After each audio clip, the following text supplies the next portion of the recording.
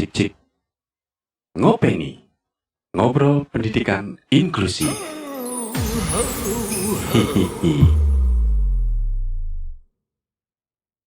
Halo teman mata hati, ketemu lagi di Ngopeni, ngobrol pendidikan inklusi bersama komunitas Mata Hati. Kali ini kita kedatangan tamu, Bunda Uswatun.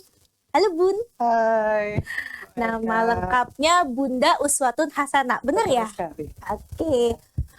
Bun, Bunda ini pengajar di Yayasan Pendidikan Anak Cacat ya, benar ya? Betul. Kebetulan kami adalah salah satu guru di SLB PAC Surabaya, namun juga aktif sebagai salah satu relawan di BK3 Provinsi Jawa Timur. Oke. Sejak tahun berapa Bun menjadi pengajar di PAC? Alhamdulillah mulai tahun 2001 ya, Mbak Eka, kami langsung terjun di SLB PAC Surabaya. Jadi kurang lebih hampir 24 tahun di Iya, sana. baru aku mau ngitung ya, 2001 ke 2025 itu berapa tahun ya? Yes, ya. Wow, lama banget Bun. Berarti itu gimana ceritanya? Dulu sekolahnya di mana itu? Maksudnya kuliahnya di mana? Terus akhirnya kenapa memutuskan buat menjadi pengajar anak-anak spesial ini ya? Siap. Jadi sebetulnya teman-teman sekalian, awalnya itu adalah sebuah keisengan dari anak muda pada zamannya. Iseng loh ya, iseng. Betul, Bener, iseng. iseng ya. Di awalnya iseng, karena zaman sekarang mungkin yang masuk lewat eligible itu ya. Kalau kita dulu ada yang namanya PMDK. Wah, PMDK Bun. Kalau zaman kita itu ya, PMDK itu sesuai pilih loh yang bisa masuk di sana. Karena memang nanti insya Allah diharapkan tanpa tes sudah langsung bisa bergabung ya. Berarti di jurusan pendidikan luar biasa di UNESA. Bun, waktu zaman Bunda dulu kuliah nih di PLB itu apakah udah ada teman-teman disabilitas belum yang menjadi teman kampus ya sekelas gitu loh? Alhamdulillah memang ada beberapa teman, tapi kebetulan bukan di rating saya ya. Jadi memang dari dulu sebenarnya UNESA itu sudah membuka untuk teman-teman disabilitas itu menjadi mahasiswa mereka. Kebetulan banyak senderat asik, kemudian ada sastra Inggris, itu sudah lama sebenarnya UNESA membuka program kesempatan lah untuk teman-teman disabilitas bisa berkuliah di sana. Kalau teman sekelas berarti belum ada ya? Kalau teman sekelas saya tidak ada. Satu angkatan gitu ya? Satu angkatan tidak ada. Anak-anak kita di komunitas Mata Hati itu banyak sih Bun yang kuliah di PLB ya, teman-teman tunanetra khususnya ya. Jadi beberapa teman relawan kita itu juga di Mata Hati dari PLB gitu ya, dari jurusan PLB itu juga dapat sense of kayak Bunda Dewi bilang kayak ngerasa bahwa wah ini mungkin jalanku yang dipilihkan Tuhan ya untuk bersama teman-teman disabilitas gitu. Nah mereka berawal dari situ karena ada interaksi terus menerus, banyak mungkin kerja kelompok bareng atau ngapain gitu ya pas kerjain tugas-tugas kuliah gitu. Jadi Bun, teman-teman kita di Komunitas Mata Hati itu yang disabilitasnya tuh banyak Bun yang kuliah di PLB di UNESA ya, ataupun juga ada di pendidikan khusus, pokoknya yang hampir sama lah jurusannya, cuma penamaannya beda-beda ya di setiap kampus gitu kan. Nah beberapa relawan kami juga seperti itu, banyak yang kuliah di jurusan-jurusan tersebut gitu kan.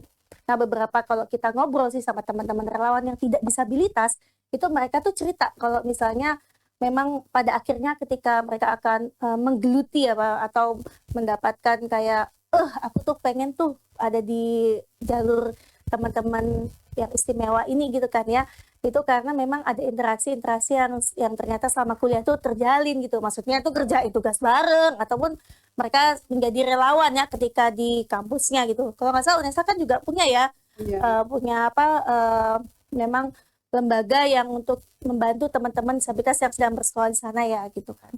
Nah, oke Bun, sekarang aku mau tanya nih, selama Bunda menjadi pengajar di PAC itu ada ragam disabilitas apa aja Bun yang pernah Bunda tangani itu? Baik. Kalau di YPAC Surabaya sendiri memang kami sebagian besar menangani anak dengan disabilitas daksa gitu ya. Tapi kami juga menangani ada anak-anak Down syndrome, kemudian teman-teman dengan disabilitas intelektual, juga satu teman disabilitas netra. Nah, di sana kami melayani anak-anak itu disesuaikan dengan kompetensi dan juga kebutuhan mereka masing-masing begitu, Mbak Eka. Gitu. Berarti kelasnya digabung atau bareng? Kami mulai dari jenjang TK sampai dengan SMA, kita sesuaikan dengan kompetensi dan kebutuhannya mereka. Begitupun guru yang mendampingi mereka, kita sesuaikan juga. Ya, jadi yang di asesmen tidak hanya siswanya, tapi juga gurunya. Misalkan seperti saya ini sebagian besar menangani anak-anak yang sudah remaja ke atas, begitu. Karena memang passion saya menurut dari Waka Kurikulum cocoknya di situ gitu. Kalau di anak-anak yang kecil pasti jadi tempat curhat ya, Bun. Gitu ya, tempat ngobrol, tempat itu mungkin passion saya dirasa cocok di sana. Jadi memang kalau di SLB IPAC Surabaya sendiri kami mencoba memberikan pelayanan yang sesuai dengan kebutuhan oleh anak. Menarik nih Bun, waktu Bunda bilang remaja gitu ya, karena kan kita tahu mungkin teman-teman mata hati di luar sana juga masih belum tahu nih Bun, apakah sama usia anak yang bersekolah di sekolah luar biasa dengan anak yang sekolah di sekolah umum gitu kan. Jadi kan banyak kita tahu tuh juga teman-teman masuknya itu tidak, misalnya SD gitu ya, tidak 7 tahun gitu kan, bisa kadang lebih, sehingga mungkin pas ukuran SMA-nya teman-teman di sekolah luar biasa dengan sekolah biasa tuh beda gitu. Kalau di tempat Bunda, apakah jenjangnya tahunnya terlalu tinggi atau gimana? Atau ada batasan usia mereka bisa bersekolah? Ya, kalau batasan usia bersekolah tidak, tapi sekarang memang ada batasan yang bisa masuk di dapodik begitu ya Mbak Eka. Jadi memang sebagian besar anak-anak yang masuk itu jarang yang sesuai dengan usianya, karena bisa jadi mungkin orang tua terlambat menyadari, kemudian banyaklah faktor itu yang membuat mereka terlambat masuk ke sekolah. Akan tetapi untuk kurikulum yang sekarang kita menggunakan yang namanya kurikulum merdeka sebelum nanti ada perubahan penyesuaian dengan kurikulum yang terbaru begitu ya. Kalau di SLB IPAC Surabaya memang dengan kurikulum merdeka ini kami menyesuaikan dengan kompetensi mereka. Jadi kompetensi dasar atau capaian pembelajaran yang ingin kita capai itu kita sesuaikan dengan kondisi dan kompetensi anak-anak. Jadi sekalipun misalkan di SMA, tapi kalau capaian pembelajarannya memang anak ini baru setaraf di SD, ya kita berikan apa yang dibutuhkan. Gitu. Oke. Nah, tadi dari cerita Bunda itu saya jadi ter-highlight soal teman-teman kita yang intelektual disabilitas pun, ya kan? Itu kan mungkin sangat spesial banget juga ya, sama kayak disabilitas yang lain gitu kan. Kalau di tempatnya Bunda itu yang intelektual disabilitas itu apakah ada Down syndrome juga, Bun? Betul sekali. Jadi di YPAC kami juga melayani untuk anak-anak dengan Down syndrome. Oh gitu. Kami punya kurang lebih ada 4-6 orang anak dengan Down syndrome. Banyak juga ya Bun ya? Ya lumayan. Kalau total siswanya sekarang berapa? Di YPAC kurang lebih 65 siswa. Oh 65 siswa. Di luar dari kelas vokasi. Kami punya kelas vokasi juga di YPAC. Iya, benar-benar. Untuk yang anak-anak intelektual disabilitas ini biasanya itu apa Bun yang menyebabkan mereka menjadi disabilitas itu Bun? Ya. Kalau kita bicara tentang apa terjadinya Down syndrome gitu ya, mungkin secara medis dan sebagainya saya tidak bisa menjelaskan secara detail, ada yang lebih berhak untuk menjelaskan itu gitu ya. Tetapi kita tahu bahwa Down syndrome ini terjadi karena adanya kromosom, di mana turunan dari kromosom 21 itu kalau pada orang normal adalah 2, tapi untuk anak-anak Down syndrome ini turunannya 3, begitulah. Perubahan inilah, perbedaan inilah yang kemudian mempengaruhi baik pertumbuhan, kemudian tingkat intelijensi dan sebagainya, karena tidak sama dengan pada umumnya gitu ya Mbak Eka. Jadi macam-macam juga penyebab dan sebagainya itu macam-macam. Mungkin nanti pemirsa dan kawan teman-teman mata hati bisa mencari sumber-sumber atau referensi terkait tentang hal tersebut gitu ya. Baik Bun, ini kan juga Maret tuh ya, bulannya Hari Down Syndrome ya, tanggal 21 Maret ya Bun. Karena bersumber dari tadi 21 kromosom 21 tadi ya. Jadi setiap tanggal 21 Maret itu kita peringati sebagai Hari Down Syndrome Internasional. Bun, kalau ngomongin Down syndrome itu kan erat kaitannya dengan intelektual disabilitas ya, yang Betul. berhubungan dengan IQ ya. Nah, Ya. itu semua anak-anak itu memang IQ-nya di bawah 70 ya, Bun ya? Yang Down Hampir syndrome. hampir seperti itu ya, hampir seperti itu karena memang tadi pengaruhnya dari pembelahan kromosom yang tidak sempurna gitu kan. Jadi hampir semuanya begitu. Tapi kalau untuk penelitian secara mendetail dan sebagainya itu di luar kemampuan saya gitu ya. Jadi memang sebagian besar anak-anak Down syndrome itu memiliki bawaan seperti itu. Nah, ini bertepatan juga nih karena memang Hari Down syndrome di bulan Maret ini juga. Kita pengen tahu nih ya teman-teman Mata Hati, mungkin ada keluarga di luar sana yang memiliki anak Down syndrome atau baru memiliki anak Down syndrome. Ini kan Bunda Uswatun kan menjadi pengajar di SLB YPAC, itu pasti sudah sangat sering ya menangani anak-anak Down syndrome, apalagi mungkin yang sering tantrum atau bagaimana. Mungkin bisa ceritakan sedikit tipsnya nggak, Bun? Mungkin untuk orang tua di luar sana gitu, kalau misalnya tiba-tiba anak-anak DS-nya, ini kita belum ngomongin yang masa remajanya dulu ya, anak-anak yang masih kecilnya gitu, misalnya dia tantrum atau apa, tiba-tiba ngambek ya, itu apa sih yang harus dilakuin gitu, Bun? Jadi teman-teman Mata Hati sekalian, bahwa memang perlu disadari dari awal adalah penerimaan terlebih dahulu ya dari keluarga. Keluarga harus bisa menerima begitu, kemudian mencari langkah selanjutnya seperti apa gitu. Sebelum kita bicara ini tentang pembiasaan dan sebagainya gitu ya. Jadi keluarga harus mencari saya ini harus kemana gitu ya. Selama ini khususnya di Surabaya dan Jawa Timur kita ada yang namanya Potat, Persatuan Orang Tua dengan Anak Down Syndrome. Kemudian kita juga untuk pengembangan kompetensi anak Down Syndrome ada yang namanya SOINA, Special Olympic Indonesia. Nah, Bapak Ibu atau orang tua yang memiliki anak-anak Down Syndrome, carilah tempat atau untuk bisa mendapatkan sumber-sumber yang terpercaya gitu ya. Jadi mereka bisa saling sharing, saling berbagi. Seperti apa sih menangani anak-anak dengan Down syndrome.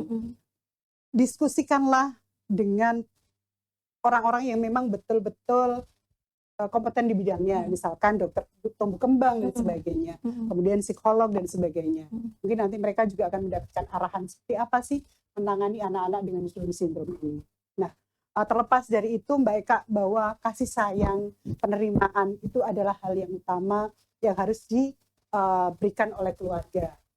Yang terpenting adalah keluarga inti sebelum kita bicara lebih luas tentang masyarakat, baik keluarga besar maupun lingkungan di sekitar. Nah, jadi salah satu adalah ketika anak muda tantrum gitu ya. Anak-anak tantrum biasanya karena mereka tidak bisa menyampaikan apa yang ingin mereka lakukan. Dan orang di sekitarnya tidak bisa memahami apa yang diinginkan oleh anak. Sehingga anak-anak mengekspresikan emosinya dalam tantrum. Karena sejatinya anak-anak Down syndrome ini adalah anak-anak yang sangat penyayang, Mbak Eka. Mbak Eka kan sering ya bersinggungan langsung dengan adik-adik kita yang Down syndrome. Kita tahu begitu mereka adalah anak-anak yang sangat penyayang. Nah, cara menyentuh mereka tentu juga dengan kasih sayang begitu. Jadi ketika tantrum kita berupaya menenangkan, mencari tahu apa sih penyebab tantrumnya. Nah, hal-hal ini kita juga baik di sekolah ataupun di rumah, orang tua wajib melakukan asesmen, istilahnya bahasa kerennya asesmen ya. Kalau bahasa kita kan mencari tahu kesenangannya apa, yang tidak disukai apa yang membuat dia kondisi tantrum itu kenapa. Nah, kita meminimalisir hal-hal tersebut. Jadi kalau misalkan nih dia tidak suka suara berisik, kita mencoba untuk meminimalisir agar tidak berisik. Jadi tidak memicu anak ini untuk tantrum misalkan. Tapi hal itu pun kemudian akan kita kembangkan lagi agar anak juga selalu berkembang. Karena ketika sudah berada di lingkungan masyarakat misalkan, kita tidak bisa selalu mengkondisikan anak ini dalam kondisi tenang terus gitu. Jadi kita juga harus membawa anak-anak kita untuk bersosialisasi. Nah, disitulah peran keluarga dan sekolah sangat penting. Karena sekolah adalah miniatur kehidupan di masyarakat. Itu yang selalu kami coba lakukan di YPAC Surabaya. Jadi yang dilakukan di sekolah itu nantinya akan digunakan oleh anak-anak ketika mereka berada di masyarakat. Ya. Kalau menemui anak-anak remaja Down syndrome ya Bun ya, pagi kan tuh masuki masa puber juga Betul, gitu kan ya betul. Bun. Ini juga dirisaukan dari beberapa orang tua gitu. Ada nggak Bun tipsnya Bun? Ini kan juga menyangkut tumbuh kembangnya anak ya, maksudnya apakah mereka mungkin kalau dari sisi kedokterannya mungkin ya berkonsultasi tuh dengan dokter tumbuh kembang anak misalnya gitu kan. Tapi kalau sekolah biasanya gimana Bun? Apakah memang ada kan ya Bun masa anak remaja yang masih bersekolah di YPAC ya? Iya. Kebetulan saya sendiri sekarang ini sedang menangani anak kelas 11 ya. Kelas 11 otomatis dia sedang masa puber-pubernya begitu ya. Jadi ketika bertemu mahasiswa cantik dan sebagainya, dia biasa begini dan sebagainya. Ya, sarangi, terus kadang kasih tanda-tanda lope begitu ya. Begitu. Kita tidak bisa menafikan bahwa itu adalah bagian dari kebutuhan dasar setiap manusia. Cuman anak-anak kita atau adik-adik kita dengan Down syndrome, mereka tidak bisa mengekspresikan hal itu. Mereka tidak bisa atau belum bisa memahami mana hal yang boleh dan mana hal yang tidak boleh. Kalau kita kan bisa nih, misalkan saya naksir situ, tapi kan kita punya perasaan sungkan atau malu kalau anak-anak kan tidak bisa. Mereka tidak bisa mengolah emosi itu. Nah, hal itulah yang kita berikan pendampingan baik di rumah maupun di sekolah. Kita berikan wawasan. Oh, ini tidak boleh. Ini yang boleh. Apalagi kita tahu juga bahwa kadang miris ya Mbak Eka kejahatan terhadap jangankan terhadap anak-anak kita yang apalagi kan mereka kurang paham ya Bun. Betul. Yang seperti itu ya. Nah, gitu. Itu makanya pendidikan seksual itu wajib diberikan di sekolah.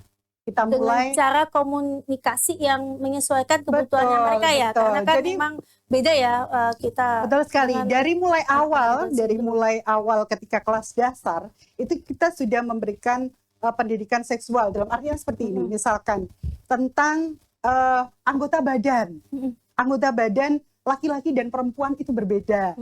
Mana saja yang boleh disentuh mana dan tidak boleh boleh disentuh. Nah, itu kalau anak-anak kita kan kita melalui pembiasaan juga.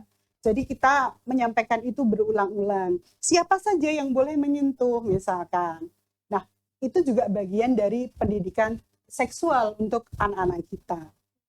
Belum nanti kalau secara reproduksi dan sebagainya itu malah terlalu jauh gitu ya. Jadi yang memang bisa mereka tangkap dan mereka bisa pahami. Dan kita yang orang-orang berada di lingkungan sekitarnya juga yang memberikan pemahaman, penjelasan begitu.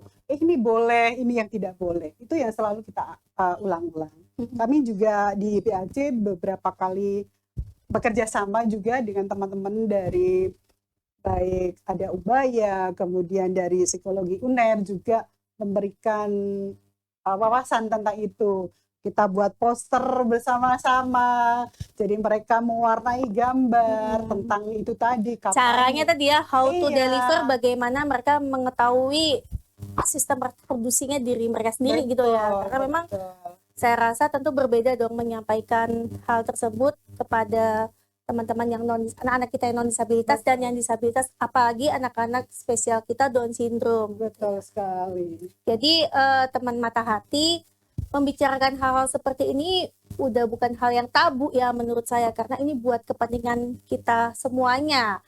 Arus digitalisasi udah semakin tidak terbendung lagi. Anak-anak juga dengan mudah dapat menerima informasi yang kadang mungkin orang tua terlewat gitu ya. Begitu juga anak-anak spesial kita yang berkebutuhan khusus gitu. Jadi jangan menjadikan ini hal-hal yang tabu untuk dibicarakan. Betul. Nah, jadi memang ini tadi kita udah cerita tentang adik-adik kita yang Down syndrome. Semoga dengan adanya podcast ini dan dengan narasumber kita Bunda Uswatun, seorang guru di sekolah luar biasa YPAC, para keluarga dengan anak disabilitas khususnya Down syndrome bisa semakin aware dengan anaknya masing-masing. Baik Bun, di akhir sesi kira-kira apa nih harapan Bunda Uswatun untuk keluarga dengan anak Down syndrome khususnya? Baik, ini tentu saja tidak hanya untuk orang tua dengan anak Down syndrome ya, Mbak Eka, untuk kita semuanya memang berawal dari keluarga begitu ya. Jadi berikanlah kasih sayang dan dukungan yang positif begitu kepada anak-anak kita. Kemudian berikan kesempatan untuk mengembangkan diri, karena mereka punya banyak potensi yang mungkin belum tergali. Ada juga berikan ruang untuk menggali bakat dan minat mereka. Kita tahu banyak atlet-atlet kita dari Soina Jawa Timur yang juga sudah mengharumkan nama bangsa Indonesia ketika mereka berada di kancah internasional gitu ya. Berikan peluang juga untuk berperan aktif di dalam masyarakat. Salah satunya mungkin bisa memberikan kesempatan untuk bekerja dan sebagainya. Itulah agar cita-cita kita untuk mewujudkan masyarakat yang inklusif itu betul-betul bisa tercapai. Begitu sih Mbak Eka. Wah, saya sampai terdiam. Benar sekali, Bun. Baik, Bun. Terima kasih udah hadir di podcast Ngopeni, Ngobrol Pendidikan Inklusi Ya, Komunitas Mata Hati. Yang kali ini kita kedatangan guru sekolah luar biasa YPAC Surabaya. Surabaya. Bun, kita belum ngucapin selamat Hari Down Syndrome nih ya. Oh ya, Ini betul. kan bulannya mereka ya. Ya, Temanya tahun 2025 ini adalah tingkatkan sistem dukungan kita. Jadi emang cocok banget tuh yang tadi udah Bunda ceritakan ya. Memang butuh banget dukungan kita semua untuk anak-anak hebat ini bisa terus melangit tinggi ke atas gitu ya. ya. Oke, kita ucapkan ya Bun. Baik, selamat Hari Down Syndrome Internasional tahun 2025. Teman-teman Mata Hati, mungkin ada ide nih buat saran konten podcast kita selanjutnya. Bisa nih tulis di kolom komentar. Ubur-ubur ikan lele. Cakep. Bun. Oke. Sekian dulu ya, Le. Baik, podcast ini kita akhiri. Sampai jumpa di podcast berikutnya. Ngopeni, Ngobrol pendidikan inklusi.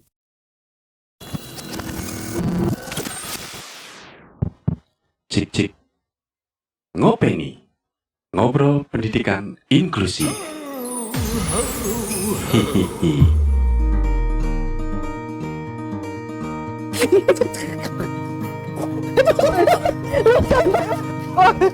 Asalnya iseng gitu ya. Boleh memang. Yang ngomong iseng memang betul asal. Iya, kita Iya. kan Gitu, gitu. fighting. Saya Eka, sampai jumpa di podcast Komunitas Mata Hati berikutnya. Ngopeni. Ngobrol. Komunitas Mata Hati berikutnya. Ngopeni. Ngobrol pendidikan inklusi. Sampai ketemu.